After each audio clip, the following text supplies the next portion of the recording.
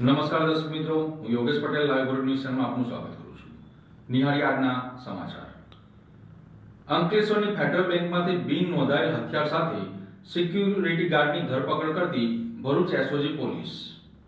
અંકલેશ્વર શહેરમાં federal bank ખાતે ફરજ બજાવતા એક હથિયારી સિક્યુરિટી ગાર્ડને ભરૂચ એસઓજી પોલીસે બિન નોંધાયેલ હથિયાર સાથે ઝડપી પાડ્યો હતો. આ અંગે ધી આર્મ્સ એક્ટ 1959ની કલમ 20 તથા 30 મુજબ ગુનો નોંધવામાં આવ્યો છે. પ્રાપ્ત માહિતી મુજબ ભરૂચ એસઓજીની ટીમ અંકલેશ્વર શહેર વિસ્તારમાં પેટ્રોલિંગમાં હતી. તે સમય દરમિયાન બાતમી મળી હતી કે અંકલેશ્વરના જૂના નેશનલ હાઈવે નંબર 8 પર મામલતદાર ઓફિસ સામે આવેલ ફેડરલ બેંકમાં છેલ્લા 10 માસથી ફરજ બજાવતો એક સિક્યુરિટી ગાર્ડ ઉત્તર પ્રદેશ રાજ્યના હથિયાર પરવાના આધારે કામ કરે છે, પરંતુ ભરૂચ જિલ્લામાં તેની કોઈ નોંધણી કરાવેલ નથી. બાતમીના આધારે પોલીસ ટીમ સ્થળ પર પહોંચી તપાસ કરતા સિક્યુરિટી ગાર્ડ બંદૂક તથા જીવતા કારતૂસ સાથે હાજર મળી આવ્યો હતો. તેની પૂછપરછ દરમિયાન તેનું પોતાનું નામ જય સુરેન્દ્રનાથ મિશ્રા હોવાનું જણાવ્યું હતું. તે હાલ અંકલેશ્વર ખાતે આરબી કોમ્પ્લેક્સ મામલતદાર ઓફિસ પાછળ રહેતો હોવાનું અને મૂળ પ્રયાગરાજનો હોવાનું જાણવા મળ્યું હતું. તપાસમાં સામે આવ્યું હતું કે આરોપી પાસે સબ ડિવિઝનલ મેજિસ્ટ્રેટ કચ્છના પ્રયાગરાજ દ્વારા જારી કરેલ હથિયારનો પરવાનો છે, જેની રિન્યુઅલ તારીખ 8/10/2027 છે. જો કે આરોપીએ ભરૂચ જિલ્લાના મેજિસ્ટ્રેટ કચેરી તથા સ્થાનિક પોલીસ સ્ટેશનમાં હથિયાર અંગે કોઈ નોંધ કરાવેલ નહોતી. પોલીસે આરોપી પાસેથી એક સિંગલ બેરલ બંદૂક તથા જીવતા કારતૂસ નંગ 5 કબજે કરી વધુ તપાસ હાથ ધરી છે. ભરૂચના પૂર્વ ધારાસભ્ય દુષ્યંત પટેલે જન્મદિવસ નિમિત્તે ગૌ માતાની પૂજા અર્ચના કરીને કાર્યકર્તાઓ સાથે ઉજવણી કરી હતી. ભરૂચ વિધાનસભાના પૂર્વ ધારાસભ્ય અને દીવ દમણ ભાજપના પ્રભારી દુષ્યંત પટેલના જન્મદિવસની ઉજવણી પાર્ટીના કાર્યકરો અને હોદ્દેદારો દ્વારા કરવામાં આવી હતી.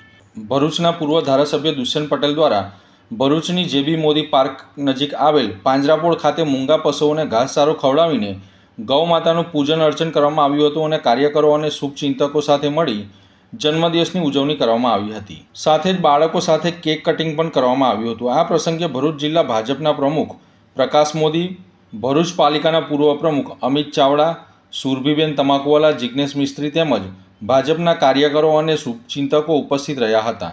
આ પ્રસંગે પૂર્વ ધારાસભ્ય દુષ્યંત પટેલે શહેરની જનતાને અપીલ કરી હતી કે દરેક વ્યક્તિ પોતાના ઘરે થનાર શુભ પ્રસંગોમાં પાંજરાપોળ ખાતે ગૌ માતાનું પૂજન અર્ચન કરવું જોઈએ, જેથી આવનારી પેઢી આપણી સંસ્કૃતિનું તેઓના જીવનમાં સિંચન થાય તેવી અભિવ્યક્તિ રજૂ કરી હતી.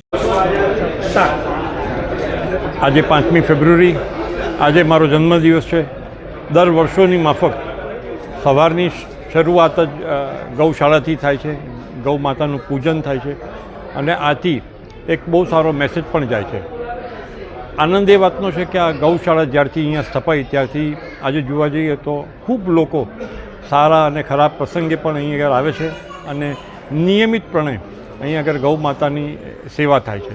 તો વિશેષ કરીને બધાને વધારે કશું કહેવાનું નથી, મિત્રો સાથે અહીં આગળ બર્થડે ઉજવવામાં આવી અને બધાને હૃદયથી આભાર માનું છું અને ભરૂચની જનતાનો પણ કે આ પ્રથાને ચાલુ રાખી અને હવે જે કોઈ નાને ખાસ કરીને એક જ મેસેજ આપવો છે કે પોતાના ઘરમાં નાના બાળકો હોય એને પણ આ પ્રથાનો ભાગ લે કે ગૌ માતા વર્ષે એક વખત એમની વરસગાંઠ હોય તો અહીંયા લઈ આવીએ તો માનું છું એમનામાં પણ સંસ્કારનું સિંચન થશે. ફરીથી મારા વરસગાંઠ નિમિત્તે બધાએ જે મિત્રો આવ્યા છે બધાને ખૂબ ખૂબ એમનો આભાર વ્યક્ત કરું છું.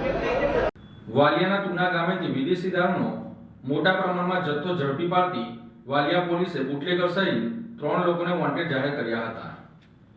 વાલિયા પોલીસ સ્ટાફ પેટ્રોલિંગમાં હતો ત્યારે બાતમીના આધારે તુના ગામના ભૂપેન્દ્ર મગન વસાવા પોતાના કબજામાં રહેલ બોલેરો પિકઅપ ગાડીમાં વિદેશી દારૂનો જથ્થો ભરી તુના ગામની સીમમાં નદી કિનારે સગેવગે કરી રહ્યો હોવાની બાતમી મળી હતી. આ બાતમીના આધારે પોલીસે તુના ગામે નદી કિનારે દરોડો પાડ્યો હતો. તપાસ દરમિયાન બોલેરો પિકઅપ ગાડી ઉપરાંત 2 મોટરસાયકલ અને 1 એક્ટિવા મોપેડ પર સ્થળ પર મળી આવ્યા હતા. ગાડી તેમજ નદી કિનારાના ઝાડી ઝાખરામાં ભારતીય બનાવટની વિદેશી દારૂની નાની મોટી બોટલો મળી કુલ 974 નંગ, જેની કિંમત 3,27,800નો પ્રોહિબિશનનો મુદ્દામાલ કબજે કરવામાં આવ્યો હતો. સાથે સાથે બોલેરો પિકઅપ ગાડી, Honda shine motorcycle, Honda Splendor motorcycle તથા એક્ટિવા મોપેડ મળી કુલ 11,57,800નો મુદ્દામાલ કબજે લેવામાં આવ્યો છે. આ મામલે વાલિયા પોલીસે પ્રોહિબિશન એક્ટ મુજબ ગુનો દાખલ કરી આગળની વધુ કાર્યવાહી હાથ ધરી છે. જો કે બુટલેગર ભૂપેન્દ્ર મગન વસાવા સહિત અન્ય 3 સાગરીતોને વોન્ટેડ જાહેર કરવામાં આવ્યા હતા. ભૂપેન્દ્ર વસાવા સામે અગાઉ પણ વાંસદા તથા વાલિયા પોલીસ સ્ટેશનમાં પ્રોહિબિશન એક્ટ હેઠળ ગુનાઓ નોંધેલા છે. ગઈકાલે કેમાદુર કંપની પાસે થયેલ અકસ્માતમાં એક ટ્રક ચાલકની ધરપકડ ભરૂચ સી ડિવિઝન પોલીસે કરી હતી.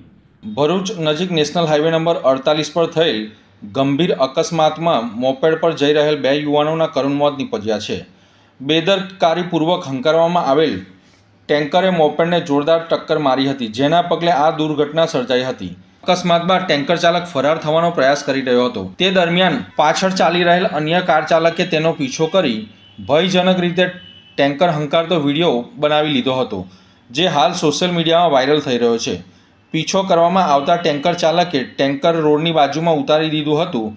સ્થાનિકોમાં ટેન્કર ચાલક નશાની હાલતમાં હોવાના આક્ષેપ પણ કરવામાં આવી રહ્યા છે. અકસ્માતમાં મોપેડ પર સવાર પ્રવીણ મકવાના અને પિનેશ દલાલના ઘટના સ્થળે જ મોત નીપજ્યા હતા.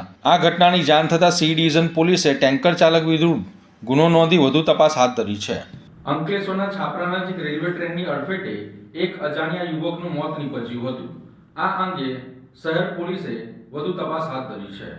ભરૂચ અને અંકલેશ્વર વચ્ચે હાલ ભૂતમામા ડેરીની આગળ રેલવે ટ્રેકની બાજુમાં એક અજાણ્યા યુવક ટ્રેનની અડફેટે આવી જતા યુવકનો મૃતદેહ રેલવે ટ્રેકની બાજુમાં ઝાડીઓમાં ફેંકાતા બનાવની જાણ અંકલેશ્વર સિટી પોલીસને કરાતા અંકલેશ્વર સિટી પોલીસ ઘટના સ્થળે પહોંચી હતી.